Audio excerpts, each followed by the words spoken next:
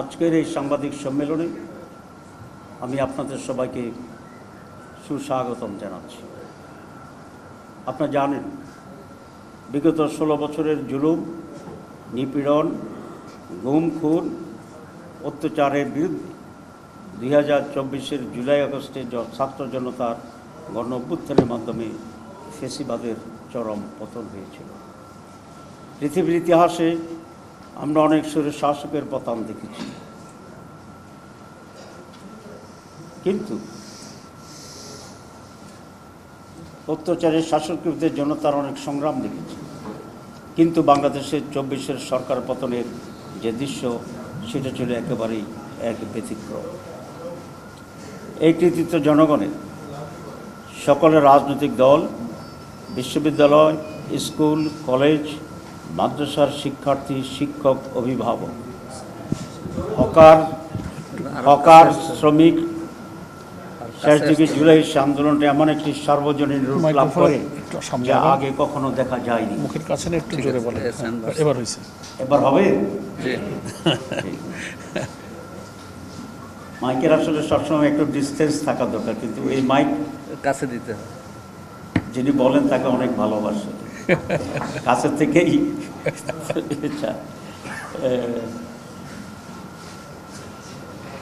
Hawker, শ্রমিক, শেষ থেকে জুলাইতে সে আন্দোলনটা এমন একটি সার্বজনীন রূপ লাভ করে যা আগে কখনো দেখা যায়নি। বাংলাদেশে আর যেন ফ্যাসিবাদ ফিরে না আসে, আবার যেন সেই দুঃশাসন ফিরে আসতে না পারে, দেশে একটি ইনসাফপূর্ণ, বৈষম্য দুর্নীতিত সমাজ কায়েম হবে, এই আকাঙ্ক্ষা ছিল সর্বস্তরের জনগণের। গণতান্ত্রিক শাসন ব্যবস্থা পুনঃপ্রতিষ্ঠা, সভা সমাবেশ করার অধিকার, বাক স্বাধীনতা, ভোটাধিকার নিশ্চিত হওয়ার অভিপ্রায় ব্যক্ত করে আহ্বান জনসাধারণ। সেই প্রত্যাশাকে সামনে রেখেই জনগণ বর্তমান অন্তর্বর্তী সরকারকে দায়িত্ব দিয়েছিল। জুলাই আন্দোলন সংগ্রামের ঘটনাকে ধারণ করে জুলাই ঘোষণাপত্র ও জুলাই সনদের দাবি ছিল সর্বমহলে।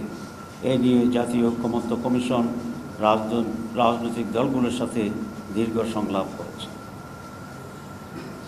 প্রিয় সাংবাদিক বন্ধুগণ, অন্তর্বর্তী সরকারের প্রধান উপদেষ্টা জাতীয় সংসদের দক্ষিণ প্লাজায় গতকাল 5 আগস্ট এক অনুষ্ঠানের মাধ্যমে 28 দফার জুলাই ঘোষণাপত্র পাঠ করেন। মাননীয় প্রধান উপদেষ্টার এই ঘোষণাপত্র ছিল একটি অপূর্ণাঙ্গ বিবৃতির মতো। এতে গণমানুষের প্রত্যাশার পরিপূর্ণ প্রতিফলন ঘটেনি। ঘোষণাপত্রে দীর্ঘ লড়াই সংগ্রামের কথা বলা হলেও 1947 সালের আজাদিকে উপেক্ষা করা হয়েছে। এতে ফিলকানা হত্যাকাণ্ড, শাপলা হত্যাকাণ্ড, 28 অক্টোবরের হত্যাকাণ্ডের উল্লেখ নেই। জুলাই গণ অভ্যুত্থানে আলিম ওলামা, মাদ্রাসা শিক্ষক ও ছাত্র, প্রবাসী ও অনলাইন অ্যাক্টিভিস্টদের ভূমিকার কথা উল্লেখ নেই, যা ইতিহাসের প্রতি অবিচার ও অবহেলা ছাড়া আর কিছু নয়।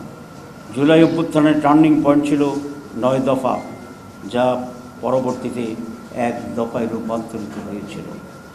সেই বিষয়টিও ঘোষণাপত্রে এড়িয়ে যাওয়া হয়েছে।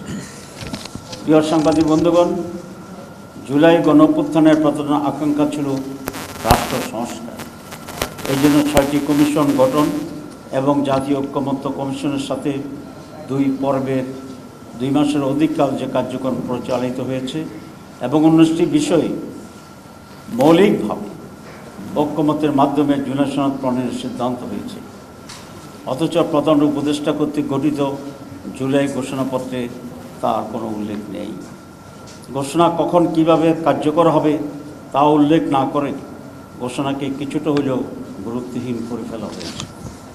পরবর্তী সরকারের হাতে বাস্তবায়নের দায়িত্ব দেওয়ায় হাজার হাজার মানুষের আত্মত্যাগ, রক্তের বিনিময়ে অর্জিত জুলাই চেতনা ও আশাকাঙ্ক্ষা ভুলুণ্ঠিত হয়েছে।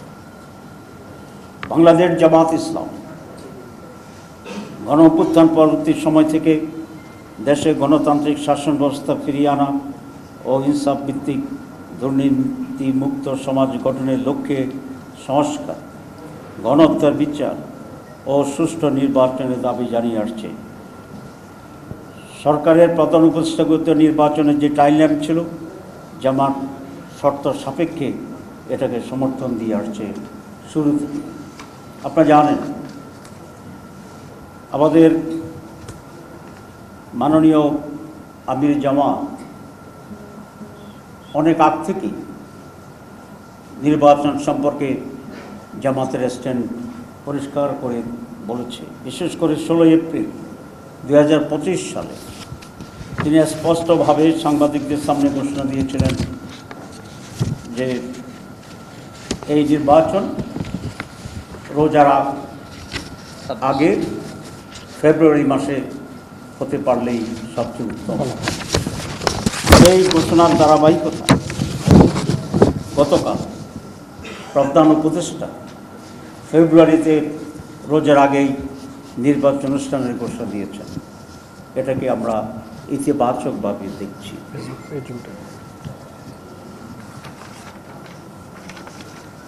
এটা আমরা মনে করি আমির জামাত যে টাইমলাইন দিয়েছিলেন গতকালের প্রধান উপদেষ্টার রমজানের আগে ফেব্রুয়ারিতে নির্বাচন ঘোষণার যে তারিখ ঘোষণা, তার সেই দাবিকেই পূরণ করা হয়েছে।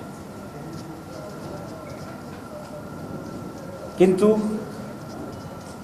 তারিখ ঘোষণার আগে বাংলাদেশের যে রাজনীতি ইতিহাস আছে সেখানে কতিপয় ট্র্যাডিশন ছিল। সেটা হচ্ছে নির্বাচন তারিখের আগে যিনি সরকার প্রধান থাকেন তিনি মেইন স্টেক হোল্ডার প্রধান রাজনৈতিক দলগুলোর সাথে সবসময় মত বিনিময় করে আসছে। এমনকি নির্বাচন কমিশনও বিভিন্ন গুরুত্বপূর্ণ রাজনৈতিক দলগুলোর সাথে নির্বাচন সম্পর্কে আলাপ আলোচনা করার এই ট্রেডিশন ছিল। আমরা আশা করি নির্বাচন কমিশন সেই ট্রেডিশন পূরণ করে রাজনৈতিক দলগুলোর সাথে আলোচনা করবেন। কিন্তু প্রধান উপদেষ্টা এই ঐতিহ্যকে ব্যত্যয় ঘটিয়ে কোনো বড় রাজনৈতিক দলগুলোর সাথে আলাপ আলোচনা না করে একতরফাভাবে এই ঘোষণা দিয়েছিলেন। এটা খুবই ভালো হতো তিনি রাজনৈতিক দলগুলোর সাথে আলাপ করে একটা কনফিডেন্সে এনে যদি এই ঘোষণাটি দিতে পারতেন। প্রিয় সাংবাদিক বন্ধুগণ, জামাত ইসলামী একটি নির্বাচনমুখী দল। অতীতের সকল গ্রহণযোগ্য নির্বাচনে জামাত ইসলামের অংশগ্রহণ ও প্রতিনিধিত্ব ছিল, সংসদে প্রতিনিধিত্ব ছিল। সাদেশে জামাত ইসলামী নির্বাচনের প্রস্তুতি চলছে। আমরা লক্ষ্য করছি নির্বাচনের উপযুক্ত যে পরিবেশ থাকার কথা ছিল তার সরকার এখনও নিশ্চিত করতে পারেনি। এই জন্য প্রধান উপদেষ্টা ঘোষিত টাইমলাইন অনুযায়ী অবাধ, সুষ্ঠু, নিরপেক্ষ ও গ্রহণযোগ্য নির্বাচন করার জন্যেই জুলাই সনদের ভিত্তিতে আগামী নির্বাচনের ব্যবস্থা গ্রহণ করতে হবে। এ লক্ষ্যে জাতীয় ঐকমত্য কমিশন যে জুলাই সনদ প্রণয়নের প্রস্তুতি নিচ্ছে, বর্তমান অন্তর্বর্তী সরকারকে তার আইনি ভিত্তি দিতে হবে এবং এই সনদের ভিত্তিতেই আগামী নির্বাচন অনুষ্ঠান করতে হবে, অনুষ্ঠিত হতে হবে। এর অতীতেও এই ধরনের সিদ্ধান্তের দৃষ্টান্ত অনেক দৃষ্টান্ত বাংলাদেশে আছে, দেশের বাইরে আছে। যেমন আপনারা জানেন 1970 নির্বাচনের আগে 1959 সালের গণঅভ্যুত্থানের পর 1969 সালের গণঅভ্যুত্থানের পর লিগ্যাল ফ্রেমওয়ার্কের ভিত্তিতে 70 নির্বাচন পরিচালনা করা হয়েছিল এবং সেই নির্বাচনে নির্বাচিত সংসদ সদস্যদের নিয়ে গঠিত গণপরিষদে 1972 সালের সংবিধান অনুমোদন করা হয়েছে।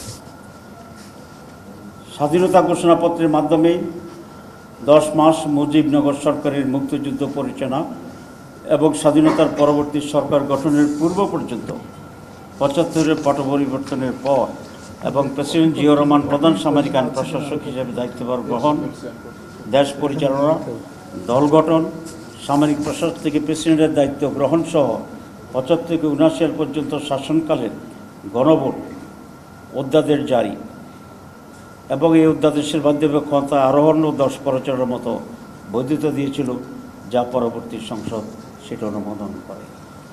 আপনি এটা জানেন যে একটা হানা ভোট হয়েছিল জিয়াউর রহমানের সময়, যেখানে 90-র বেশি ভোট কাস্ট হয়েছিল।